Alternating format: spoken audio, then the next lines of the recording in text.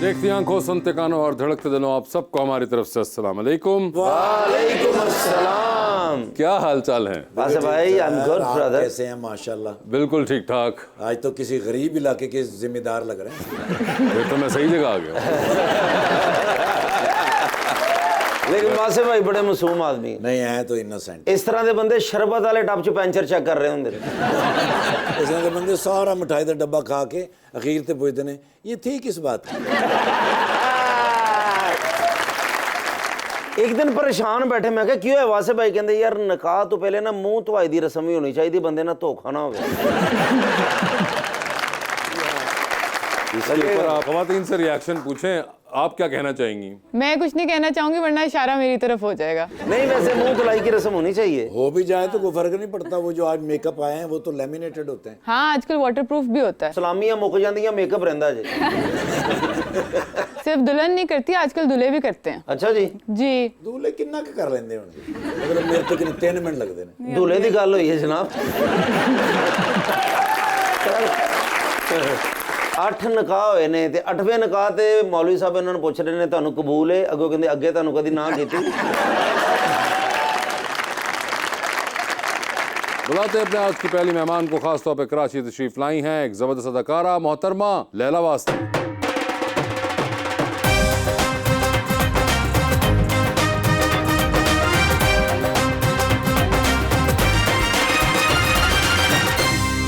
और उनका साथ देने के लिए हमारे दूसरे मेहमान पाकिस्तान पीपल्स पार्टी के रुकन हैं पंजाब असेंबली के अंदर, जनाब मुमताज अली चांद।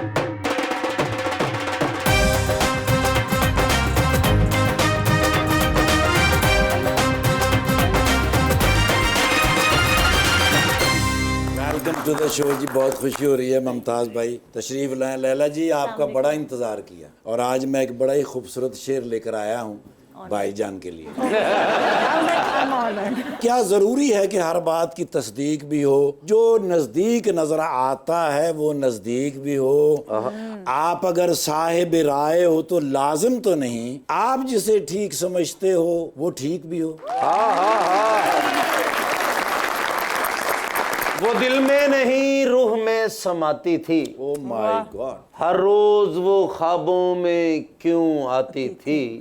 मोहब्बत छोड़ दी मैंने वासे, वो इतवार को घर बुलाकर बर्तन भी धुलवाती थी।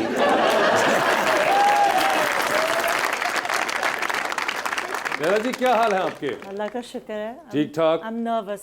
Why are you nervous? Live audience के सामने नर्वस होती हूँ मैं। अरे नहीं, ऐसी क्या बात, आप यही समझे कि कोई नहीं बैठा हुआ सामने। ओके।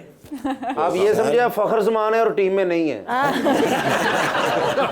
इजी। मुमताज साहब क्या हाल है आपके? अल्लाह का करम। आप कैसे हैं? बिल्कुल ठीक ठाक सर। शो देखा हुआ है आपने? जी बिल्कुल। लेकिन फ्रेश है वे लो ना, पीपल्स पार्टी जो ना स्मोक भी ना था, कुछ नहीं कर सकते।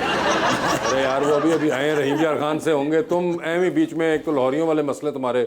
मगर सबसे इंटरेस्टिंग बात लगती है मुझे मुमताज भाई आपके, वो आपका नाम है जो उसको पहली नजर पड़े तो वो लगता है मुमताज अली चैंग जी। तो मैंने कहा शायद आप सीपैक का तोहफा है हमारे। चांग हमारी एक बलोच कास्ट है। चांग जात है, जी, बलोच मगर अगर कास्ट इंग्लिश है। में आप उसको पढ़े तो वो ऑलमोस्ट चैंग लगता है।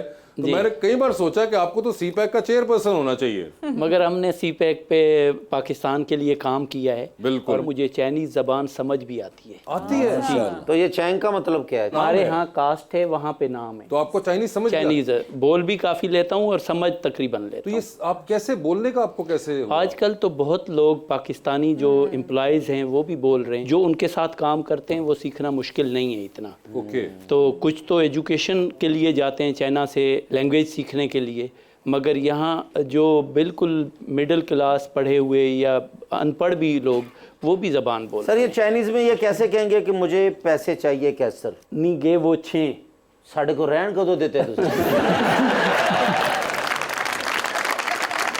ये इंटरेस्टिंग है। आपको पता है जुमला नी गे वो छें? हाँ, नी गे वो छे, आप मुझे पैसे दे दें। आप मुझे पैसे दे दें जी। और ये जुमला कितनी बार इस्तेमाल किया आपने? बहुत दफ़ा। मेरा बिजनेस है ये, तो बहुत दफ़ा। मगर पैसे आपने नहीं ये आगे कोई लीडरशिप कोई बताया हुआ है कान में कि सर ये वाला कहना है? वैसे साहब आज मैं तो आपके प्रोग्राम में भी यही जुमला लेके आया हूँ। हम लोग जनूबी पंजाब से हैं, पसमंदा एरिया से। हम भी आज आपसे यही नीगे वो छें। आप लाहौर वाले सारा पैसा यहाँ लगाते हैं, हमें जनूबी पंजाब के लोगों को भी वो पैसा दें ताकि महरूमियों से हमारी अजाला हो। लेकिन पेंट कोट ते तुसीं इंज पाए जो मलक रियाज दे फर्स्ट कजन हुंदे।